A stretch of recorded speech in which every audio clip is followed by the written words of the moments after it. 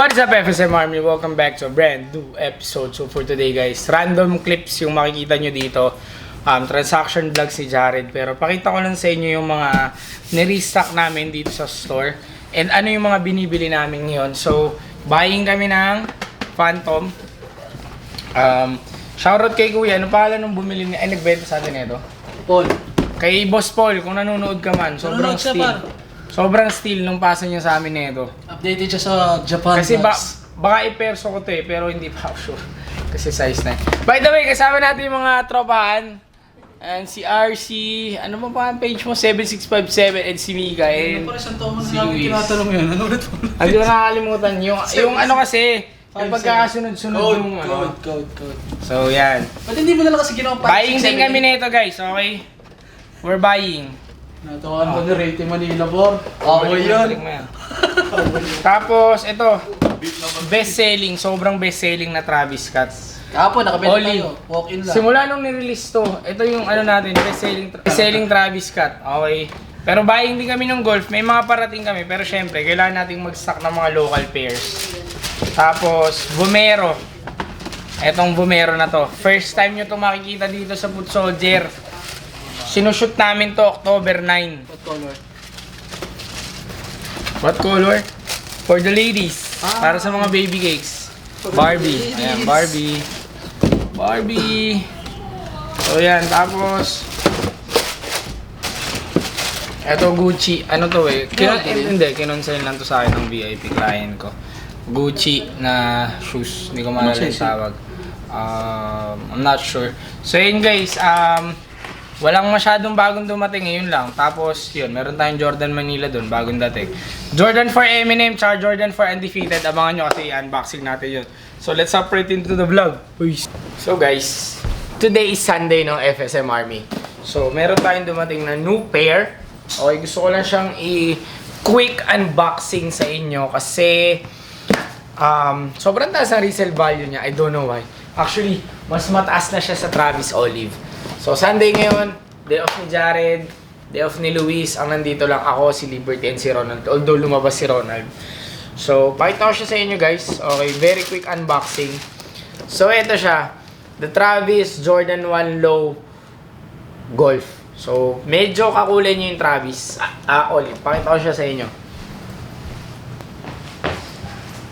So, ito siya guys. Okay, medyo malapit yung color niya kung titignan nyo. Ito lang, medyo parang may sakit. May sakit siya na olive. So, medyo ganun yung kulay niya.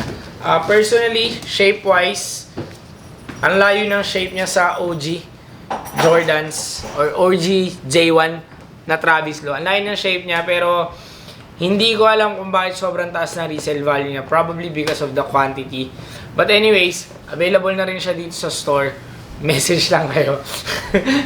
Message lang kayo. So yun, peace.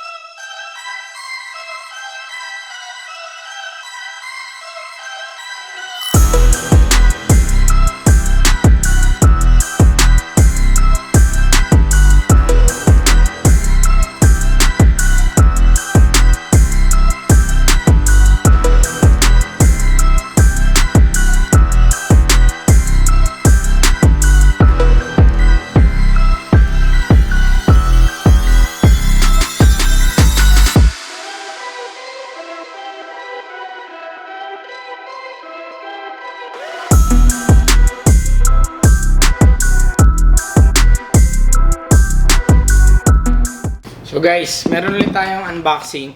May mga dumating tayo nitong pairs na to. Nagulat ako na nag-release siya locally. Okay, although marami tayong pairs na parating nito, sinabi ko na to sa recent vlog, almost 100 pairs yung nakuha natin. Pero for legit checking pa siya lahat. Pero meron tayong few pairs, okay, limited stock kasi yung nirelease dito locally. And this is my sneaker of the year. Sinabi ko na to sa inyo. Ayan o, para maniwala kayo. June 7, pinost ko na siya. Okay. June 7, in-story ko siya na finally, may magandang SB na i-release. But, eto na, pakita ko na sa inyo guys. Sobrang mabilisan lang to. Nike SB Born and Raised. Supposedly, Nike SB Born and Raised. Supposedly, bibili tayo nito nung sneaker con. Nakita ko siya nung sneaker con. Kaso namatay na si Spanto that time. And bago siya i-release nung June, meron din tayong orders, kaya lang nag-flake sa atin yung mga orders natin kasi nga namatay yung owner and yung founder ng Born and Raised. So, eto guys, for me, this is my sneaker of the year, pero ano kasi, yun nga, personal opinion, nabanggit ko na rin to before, sobrang dami niyang details, okay. Kung i-compare nyo siya sa mga ibang SB na ni-release, yung details niya on point, parang for me, para siyang Paris vibes nga yung sinabi ko. Ay, sorry. What the Dunk vibes. Sobrang daming details. Tignan nyo naman to, nag-holographic keme. Hindi holographic shit ba yung tawag dyan. So, ito, personal pair ko to. Meron pa tayong 2 size na kinuha and darating din ngayon. Yung isa dadalay ni Luis. Yung isa tonight, 10 and 11. So, ito, size 9. So, personal pair. Wala daw local release ng 9.5. So, nag-ano na ako dito, nag-settle na ako sa 9. Kasi, 9.5 na ako when it comes to SB. Na-realize ko na yan. Tingnan nyo naman guys. Sobrang ganda. So, eto.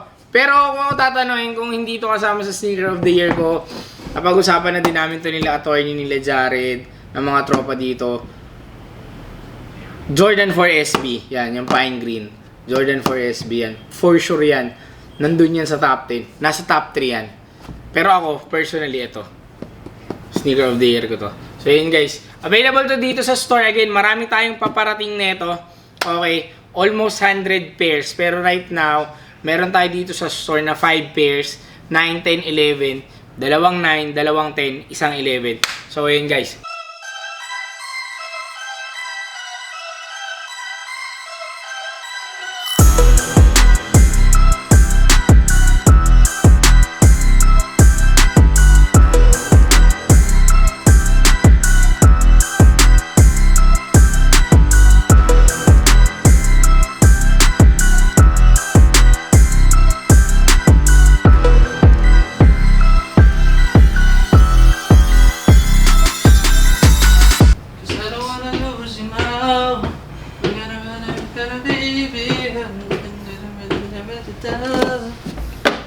Magbablog ako.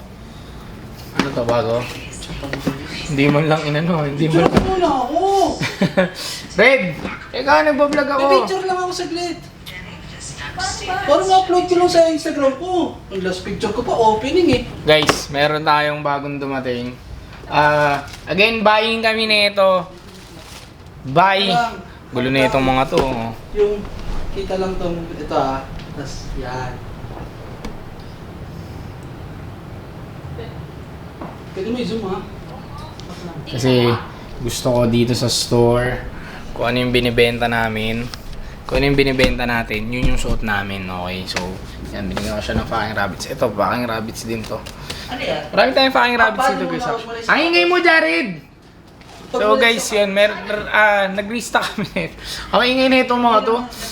Nag-restock tayo nito guys, okay. Marami tayong paparating na olive, okay. May dumating nito ngayon, dalawa na. So ito, pangatlo, Olive Travis.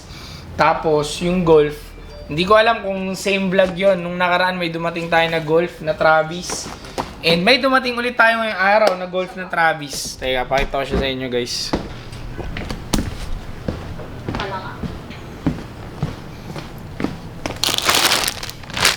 So eto, may bago tayong dating size 11.5 naman siya. Local pair.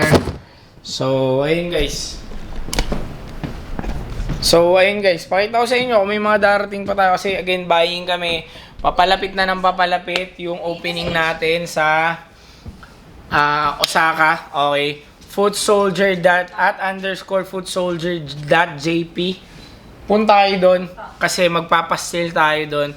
By the way, right now, meron tayong pastil doon na Yuto Horigome. Sige pa, kayo na kaya mag-vlog guys. Yuto Horigome guys, okay. So, marami tayong pastil nun. Bigay ko sa inyo yung price list kung gusto nyo. Kasi sobrang bumaba siya ngayon sa Japan. Pero kasi dito sa Pinas, sobrang taas pa rin. So, last vlog, kung nakita nyo, nag-ano tayo ng almost 50 pairs. Nag-uwi tayo. So, price range ng Yuto Horigome natin. Pasensya na po sa mga bumili sa amin ng mga mataas pa. Babawi ako sa inyo for sure. Size 8 to 9, 18.5. Size 9.5 to 10, 20K. Size 10.5 to 11, 23.5. Ganyan kababa guys, benta namin kung ikukumpara nyo sa ibang store, sa mga online store lang. Kung ikukumpara nyo sa mga online store, okay, and bukod sa may mga physical store, I can say we have the lowest. So, ayun guys, check nyo yun, okay, yung mga Yuto Horigome namin sa @_foodsoldier.jp. Peace.